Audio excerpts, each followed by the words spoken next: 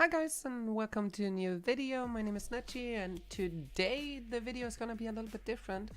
I want to talk about a topic that might be a little bit controversial compared to what I normally do, and there is not gonna be a proper intro and outro. I'm just gonna draw something in the background while I'm talking. I hope you guys are okay with that, and yeah, let's get started. I want to start off by saying I'm not hating on anyone in this video. It's not meant to be personally attacking anyone.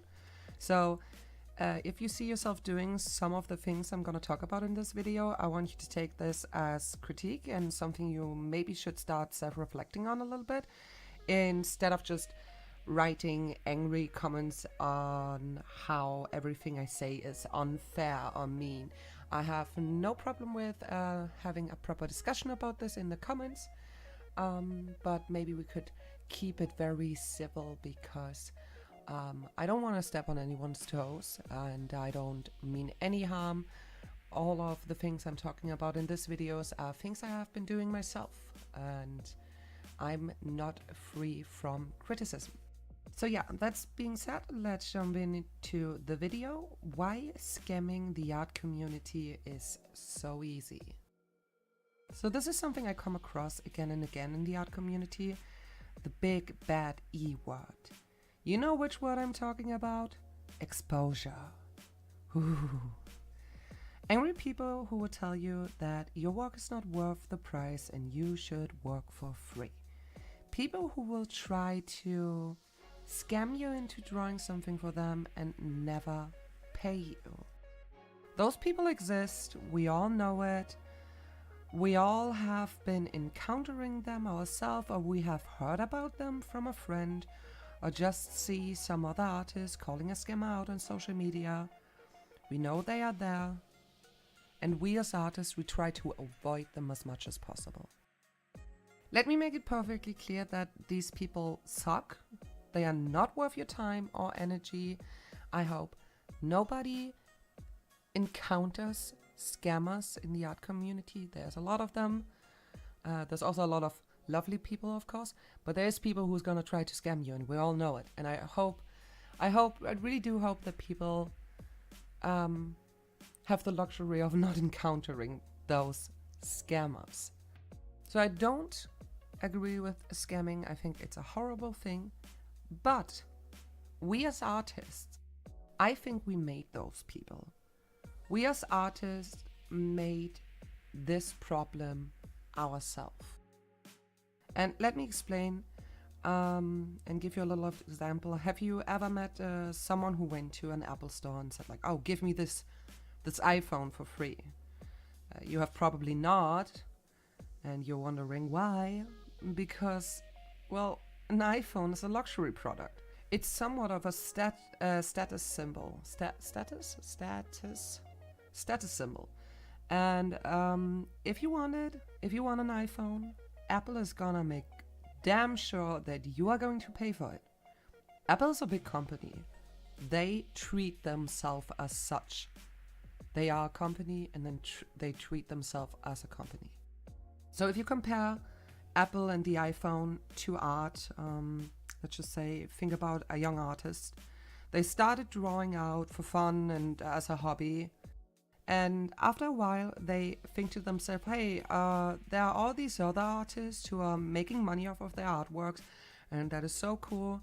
They are making a living off what they love to do, and I want to do that too. I can do that too. And that is not a bad way of thinking about it. That's totally realistic. I thought that back in the day as well. And let's just say the young hobby artist, let's give her a name, Tiffany. Yeah, we're gonna call her Tiffany now. So Tiffany goes out there, makes a commission sheet and shows off some examples of her work and gets her first couple of commissions. And everything's fine. Tiffany makes a little bit of money on the side while doing what she loves. But one day, Tiffany encounters Greg. And we need a name for the scammer as well. For the guy who tries to get something for free or for cheap. We're gonna call him Greg. I don't know. I'm sorry to all the Gregs out there. You're probably lovely.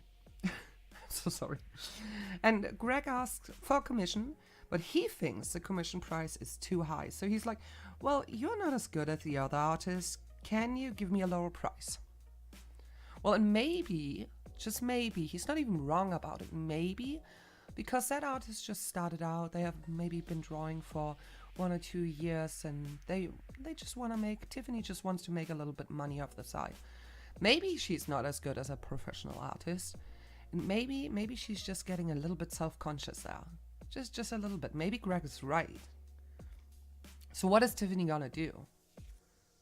And that's kind of where we get to the point where it gets like a little bit tricky. Of course, I, and probably a lot of you would say, Tiffany is gonna say no. But is she? Is she really gonna say no?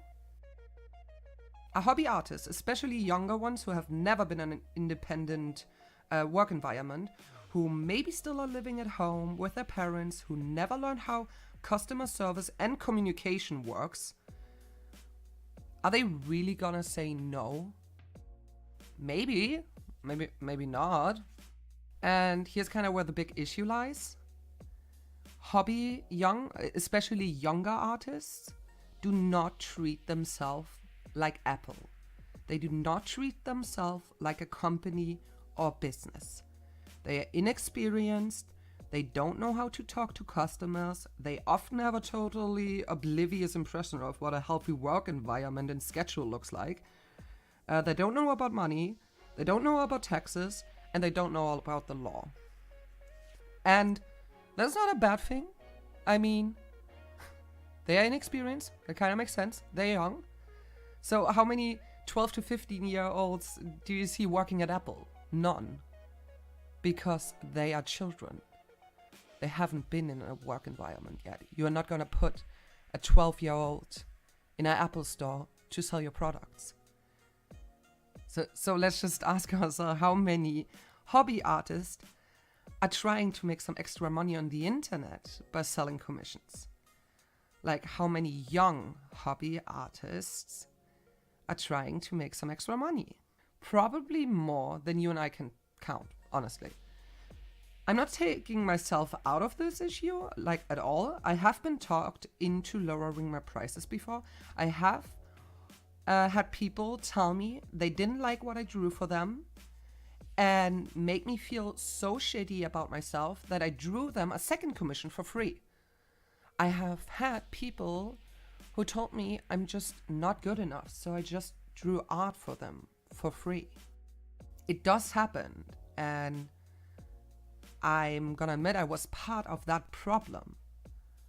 I need to deal with people like Greg now because I choose to accept it when I was younger.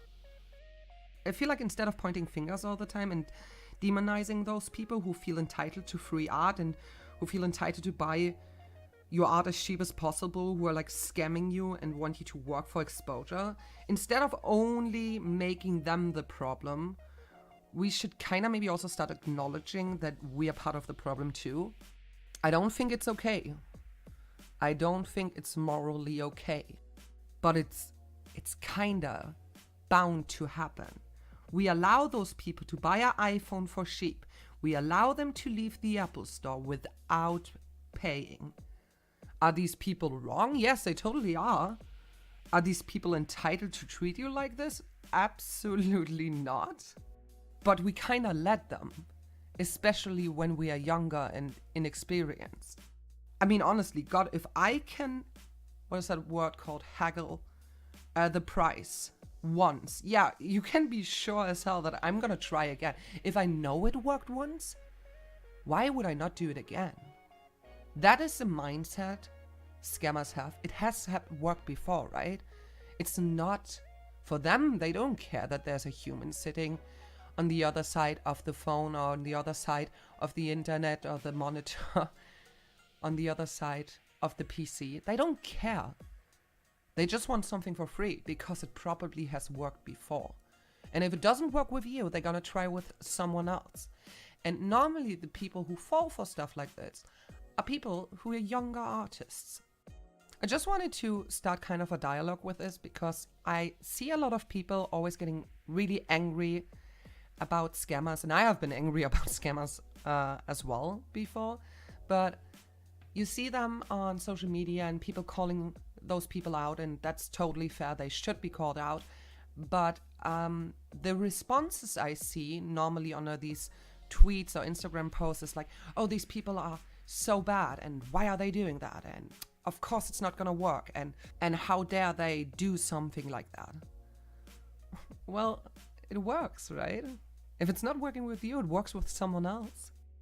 This is like a message for artists who think about doing commissions, or maybe also for artists who already are doing commissions and artists who are just frustrated by encountering scammers in general. You need to always remember a few things. You need to know your worth, and you need to be realistic about it. Like, don't overprice yourself. Don't sell yourself out for like $3.